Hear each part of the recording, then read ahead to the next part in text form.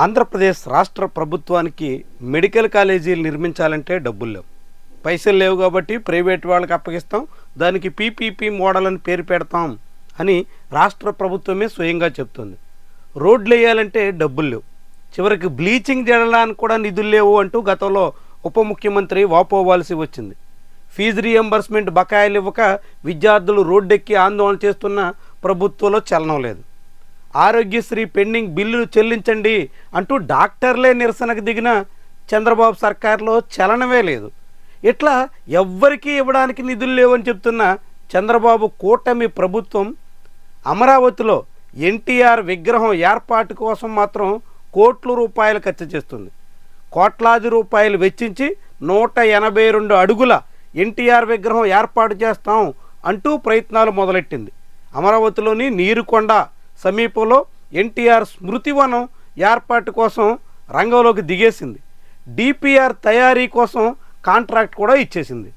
DPR తయారీకే ఏకంగా 12 కోట్ల రూపాయలు సుమారుగా ఖర్చు చేస్తుంది. కేవలం డిపిఆర్ అంటే ప్రాజెక్టు ఎట్లా కట్టాలి, ఏ రీతిని కట్టాలి, ఎంత మేరకు కట్టాలి, ఎలాంటి జాగ్రత్తలతో కట్టాలి, ఇలాంటి ఒక ప్రాజెక్ట్ రిపోర్ట్ తయారు చేయడానికే 12 కోట్ల రూపాయల రాష్ట్ర ప్రభుత్వం కేటాయించిందంటే ఆ ఎన్టీఆర్ విగ్రహానికి ఎంత మొత్తం కేటాయించదలుచుకుందో ఇట్టే అర్థమవుతుంది. విగ్రహాలు భారీ సైజులో పెట్టడం ద్వారా రాష్ట్ర ప్రభుత్వానికి, రాష్ట్రంలోని ప్రజలకి ఏమైనా ఒరిగేనా అనే ప్రశ్న చాలా కాలంగా ఉంది.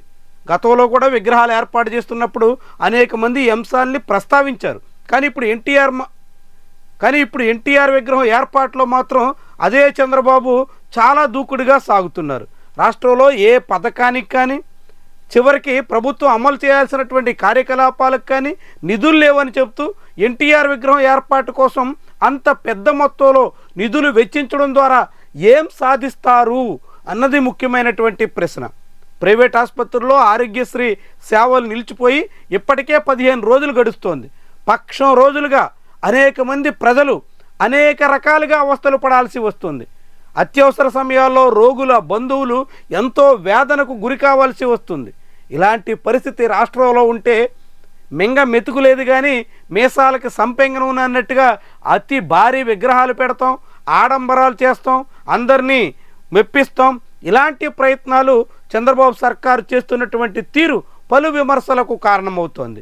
ముఖ్యంగా రాష్ట్రంలో ప్రజలకు ఇచ్చినటువంటి హామీలన్నీ అమలు చేసే బాధ్యత నేను తీసుకుంటాను అని మాట్లాడిన పవన్ కళ్యాణ్ ఇప్పుడు ఎన్టీఆర్ విగ్రహం కోసం 100 కోట్ల రూపాయలు వెచ్చించడం ఏమైనా భావ్యమా అని ప్రశ్నించలేకపోతున్నారంటే ఏమనాలి అనే మాట కూడా వినిపిస్తోంది. మొత్తంగా రాష్ట్రంలో ప్రజల సమస్యల్ని పక్కన పెట్టేసి, ప్రజల అవసరాల్ని పూర్తిగా విస్మరించేసి రాష్ట్ర ప్రభుత్వం సోకుల కోసం భారీగా నిధులు ఖర్చు చేసేదానికి చేస్తున్నటువంటి ప్రయత్నాలు విడ్డూరంగా కనిపిస్తున్నాయి, విస్మయకరంగా మారుతున్నాయి, అనేక మంది ఆందోళనకు గురి కావలసిన పరిస్థితులను కూడా తీసుకొస్తున్నాయి.